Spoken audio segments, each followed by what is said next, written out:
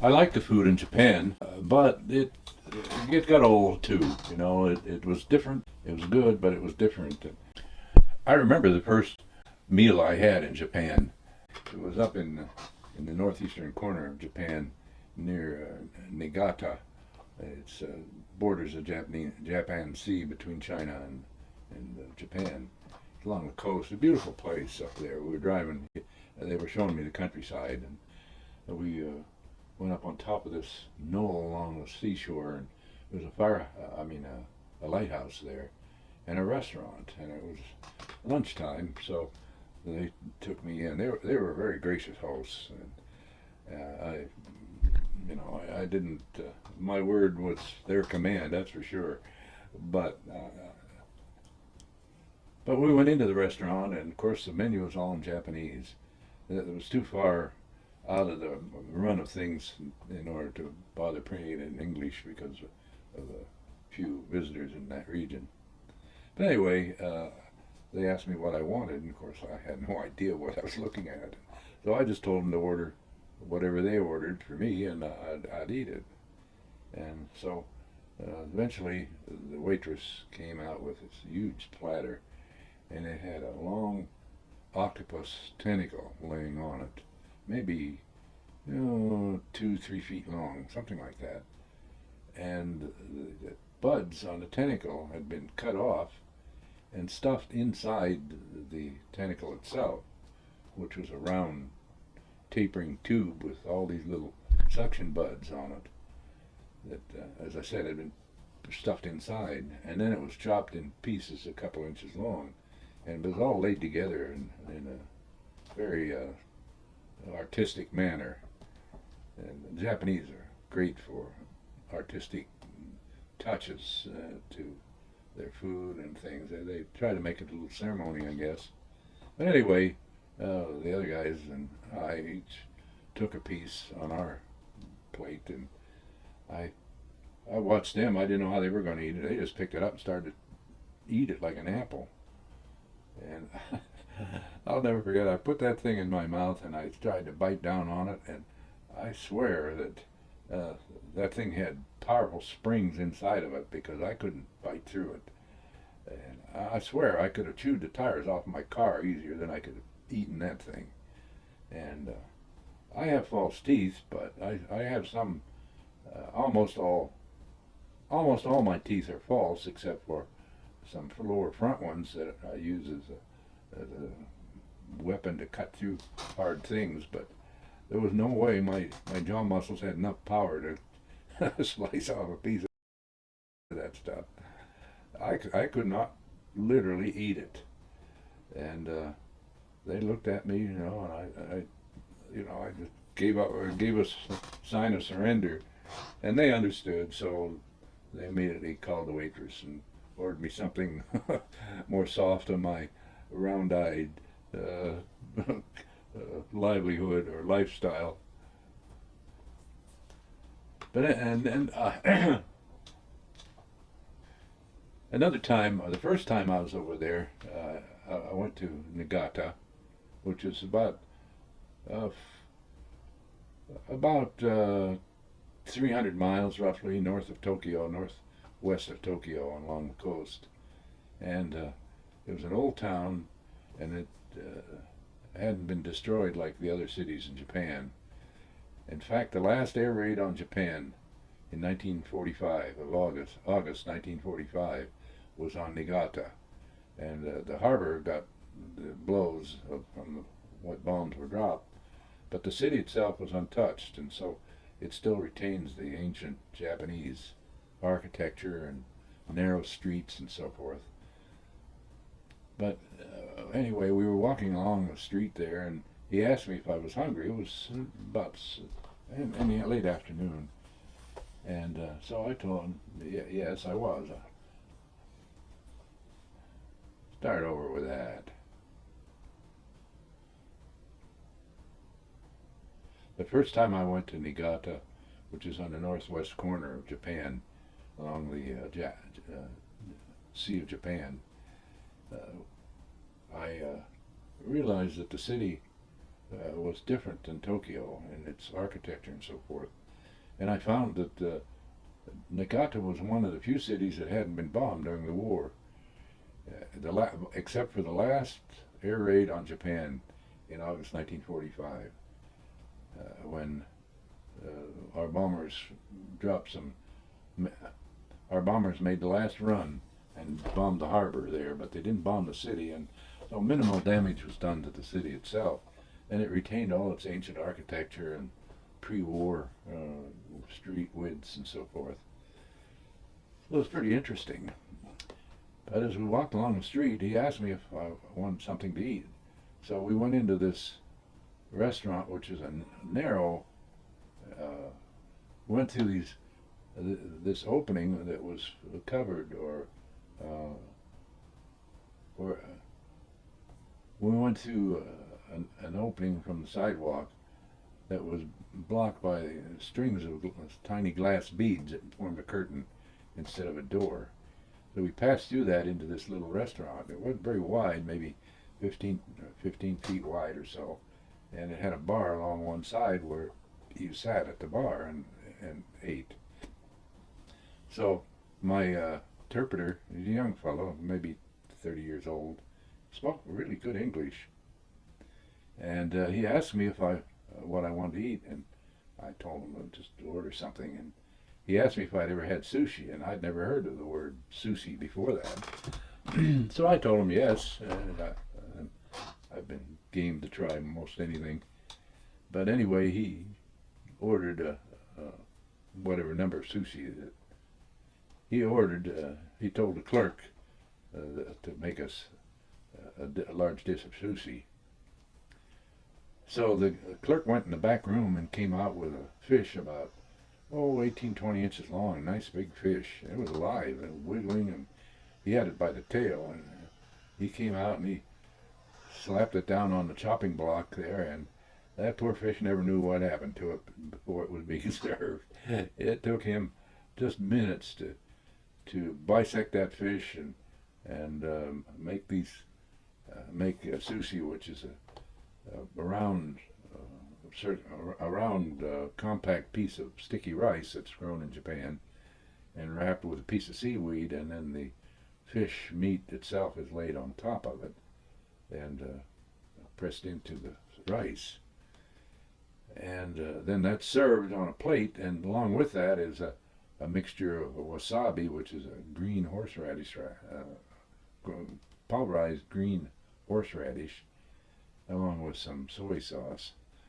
So the technique is mixing a little bit of that green radish in a small dish of soy sauce, and then dipping the sushi into that, and then eating the whole piece, which is probably an inch and a half in diameter.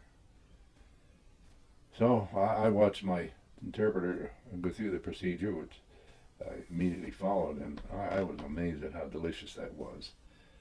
Tuna is the best as far as I'm concerned, and that's what we had that night. And I still remember how I was hooked on sushi, let's put it that way. There's some other interesting aspects of food in Japan. One of them was the growth of fruits by a method that astonished me. I remember one lunch we went to this grape vineyard. We had to drive out in the country a fair distance to get there, but it was well worth the trip. We entered this grape arbor underneath the vines. The vines were supported overhead by about 8 feet on a heavy-duty wire mesh, supported by tall steel columns that reached high in the air and had guy wires running down to the mesh and supported it at that level. And on this mesh, these huge vines grew. The butt of the vine, I'd say, was probably 15 inches or more at the ground level, and it ran straight up into a trunk like a tree, and then the vine crept through this wire mesh. And then from the wire mesh were draped these huge clusters of grapes. These clusters were hanging several feet apart, but they were hanging all over the underside of that wire mesh. And the grapes were the size of almost golf balls. I've never seen grapes like those before. So as a dessert of that meal, he ordered a dish of those grapes. And there were, I think there were 3 or 4 of us guys, and so I think there were 2 grapes apiece on a dish of shaved ice. And I've never tasted grapes so sweet and delicious as those were.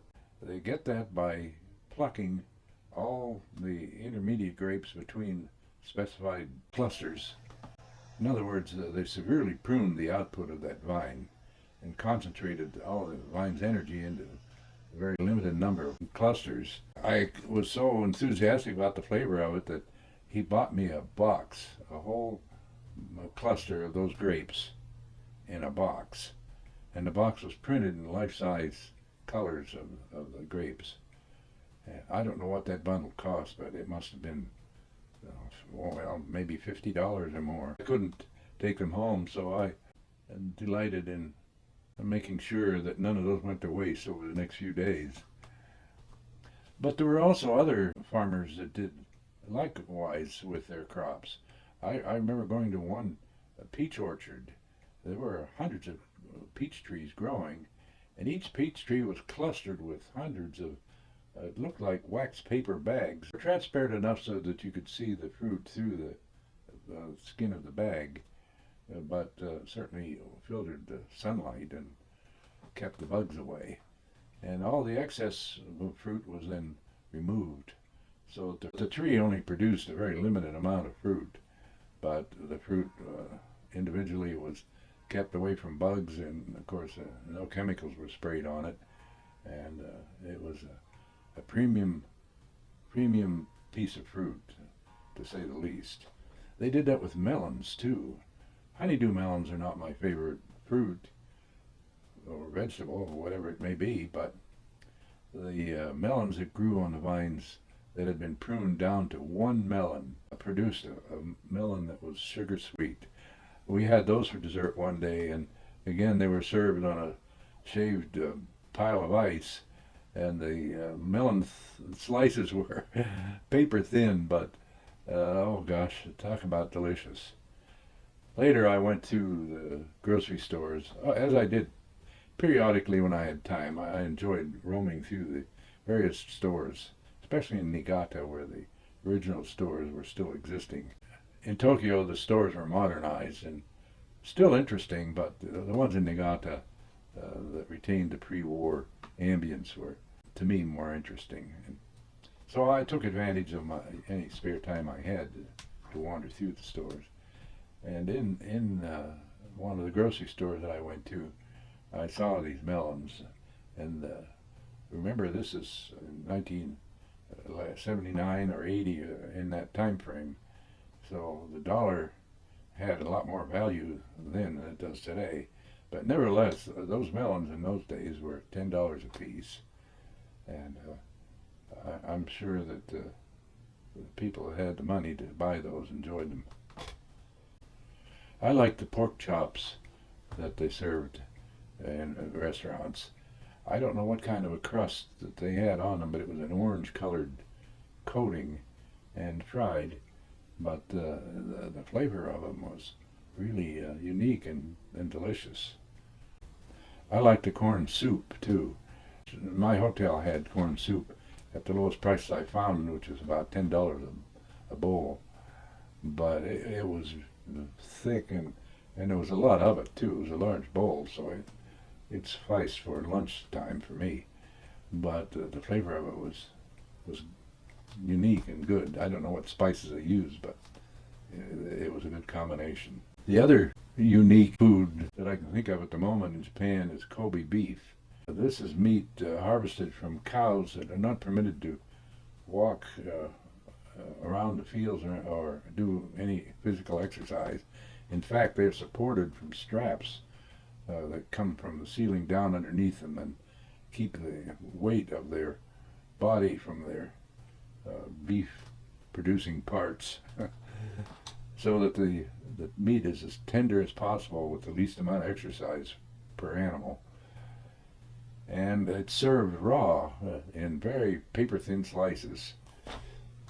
I was treated to a meal with Kobe beef, and they served it on a platter raw and thin sliced and artistically stacked around a pile of shaved ice. And they served that with a little burner and a little kettle with boiling water. The platter was placed in the middle of the table, so that, and the table was round, so each guest could have was able to reach the plate. So they reach over and lift a piece, and then dip it into the boiling water for just a few seconds, 10 seconds, and then eat it that way without any salt or any seasoning or anything. I ate a few pieces of it, but to me it was a very disappointing piece of meat, and I didn't think it was all that tender either. It wasn't tough, but of course it was sliced paper thin too, so that kind of cheats on the ability to determine its toughness. But I thought the flavor was, well, it just wasn't good. Nothing's good without a generous layer of salt. For me, I salt everything, whether it's sweet or sour, or I've even tasted it. To me, salt is Earth's best flavoring. So, especially meat, if it's not salted, to me it has a terrible taste. So I didn't enjoy that. An aspect of restaurants, though, that I found unique was, especially well, this happened in the local restaurants near the residences of the people who participated in eating or patronized the restaurants that the people, the owners, knew. Another aspect of eating or fine dining in Japan is going to a local restaurant where your patronage is well known and the owner and you are possibly lifelong friends. At least the owner is a well-known acquaintance of you, and he provides a service that skirts the law in Japan. In Japan, alcoholic drinks are not allowed to be served at the table during mealtime, or maybe any time. I'm not sure of the law, but I know that they're not permitted to serve it with a meal or prior to a meal. And so the runaround of that is that the frequent guest that patronizes the restaurant will bring a bottle of whiskey, and the restaurant owner then, who keeps it in a cabinet for his favorite and frequent customers. So that's the president of the company I was dealing with there in Niigata had his bottle of Maker's Mark in a special cabinet waiting for him. So when we arrived there, the owner immediately had seated us with the customary Japanese courtesy, and without question, he brought the bottle of Maker's Mark out and a number of very nice little Oriental drinking glasses, which I think were probably made of wood. But nevertheless, he set each one of the guests up with the proper equipment, and then the guests could drink Maker's Mark while they were there. But they left the bottle there, and after the meal, the bottle was replaced in his niche somewhere in a safe place. So it was a unique system, but it worked, and it was kind of ironic, though, that I was being served whiskey on the other side of the world. It was made within miles of my home here in Kentucky. Across the street from the Big Mac store in the Ginza area of Tokyo is a Papa John's pizza place. And I went over there a couple of times to get a piece of pizza, but it was so crowded there. It took forever. The people were just jammed. They were eating it standing up, and so forth. It was really popular food there in Tokyo, as well as the Big Macs. They were unbelievable. I was in Osaka for a few days one time. I was staying in this hotel, and they had a restaurant there, and the chef had been trained in France. And they had a big billboard in the lobby advertising the menu each day. One day they flounder. I decided to go in. I looked at the menu, the biscuit If you wanted a biscuit with your meal, it was $1. Everything was a la carte, and the fish was $80, equivalent that many yen at that exchange rate then, roughly $1 a yen. And so I knew that my boss wouldn't say anything. He never said anything about my expense accounts. Never needed to, actually. But I didn't have the nerve to put an $80 meal on my expense account. But I thought, well, if I eat light tomorrow, I can average it out and I'll just budget. Anyway, I went in this restaurant, very nice, not a large restaurant, nice tablecloths, very nice. And I had this fish, and never eaten fish as good as that was. I don't remember very many good meals. Eating has never had high entertainment value for me, but I remember that meal, and the sauce on it was so delicious. But it ended up costing 125 or something like that. A ridiculous amount, but it was so good, I'll never forget it. So the next day, I was going to leave the following day. I had one more day there. And I came in, about supper time, and I saw that billboard there still advertising that flounder. And I thought, hell with it, I'll never come back here again anyway, and I might as well enjoy it. So I went in the second time, but I economized. I didn't have the roll. Oh boy. So it took some fancy footwork to cover 2 of those meals.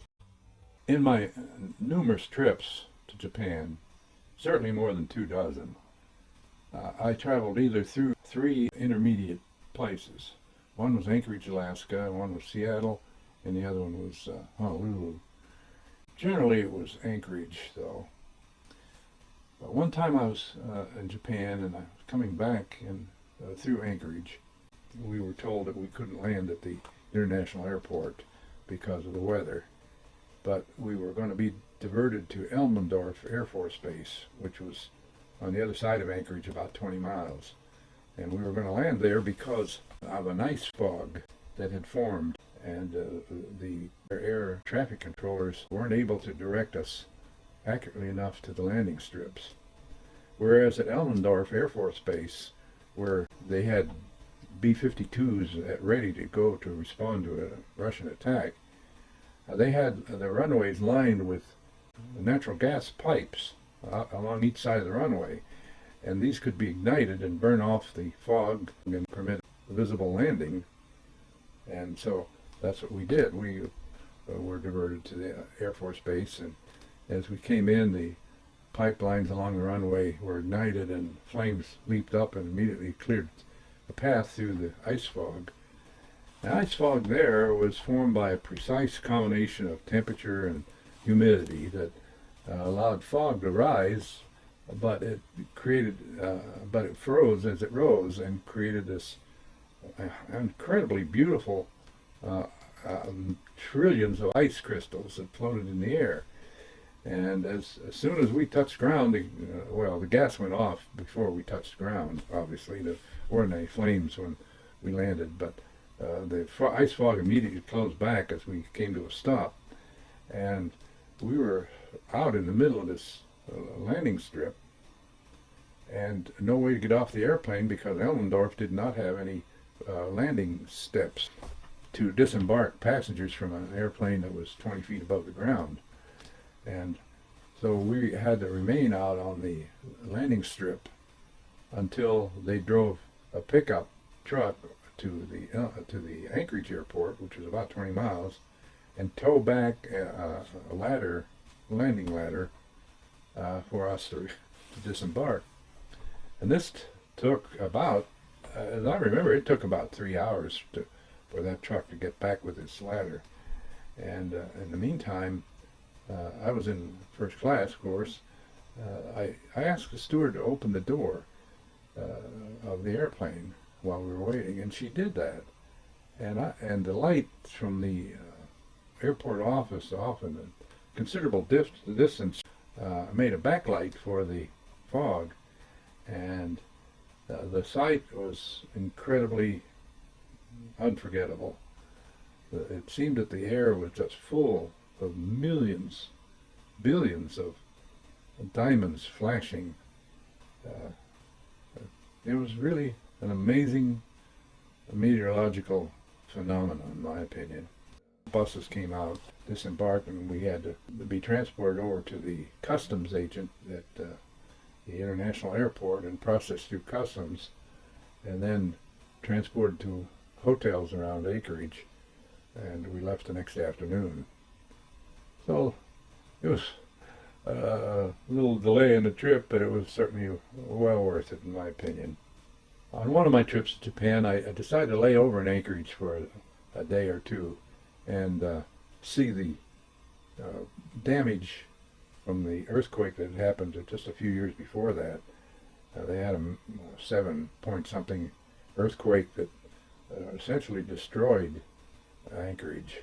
The main street split, and the theaters and the marquee on the theaters sank to the level of the sidewalks, flush against the sidewalk, as this picture shows. And much damage still existed there. And overnight, or day, or whatever it was in the fall or November, and the sunlight only shone about 4 or 5 hours during the day, so it was dark a good percentage of the time, which is a depressing atmosphere to have day after day, month after month.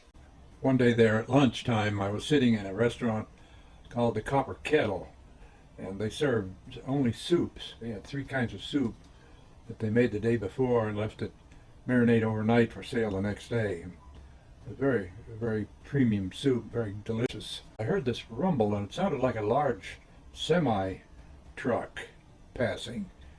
And I thought it was a little bit odd, but and then when the chandeliers and the other stuff in there started to shake and jump around, that caught my attention. But the thing that really caught my attention was when people started to scream and run for the door, and this thing was an earthquake, and it was as I recall, it was a 5.8 or something of that nature. It was a fairly strong quake, but the natives there were highly sensitized to earthquakes, and certainly had not forgotten that it happened in 1964 and literally demolished Anchorage. The tsunami that was created by that earthquake generated 20-story high waves and demolished the many miles of coastline and thousands of buildings and subdivisions along the route, where the ground subsided enormously.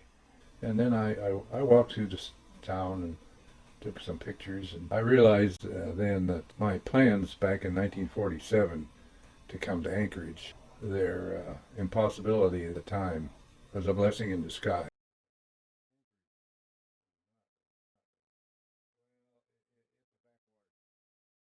The time I stayed there overnight, or day, or whatever it was in the fall or November, and the sunlight only shone about 4 or 5 hours during the day, so it was dark a good percentage of the time, which is a depressing atmosphere to have day after day, month after month. One day there at lunchtime, I was sitting in a restaurant called the Copper Kettle, and they served only soups. They had 3 kinds of soup that they made the day before and left it marinate overnight for sale the next day.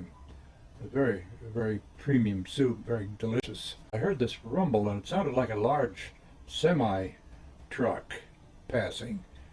And I thought it was a little bit odd, but and then when the chandeliers and the other stuff in there started to shake and jump around, that caught my attention. But the thing that really caught my attention was when people started to scream and run for the door, and this thing was an earthquake, and it was as I recall, it was a 5.8 or something of that nature. It was a fairly strong quake, but the natives there were highly sensitized to earthquakes, and certainly had not forgotten that it happened in 1964 and literally demolished Anchorage. The tsunami that was created by that earthquake generated 20-story high waves and demolished the many miles of coastline and thousands of buildings and subdivisions along the route, where the ground subsided enormously.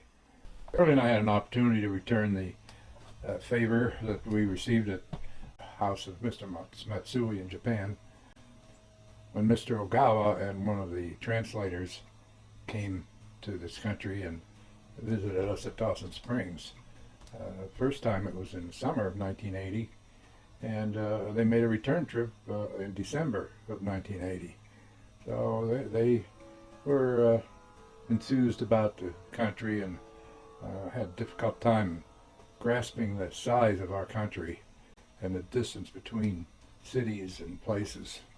It was a pretty good, it was quite a bit to handle for Mr. Ogawa, who was an older man and had apparently never traveled to the United States before.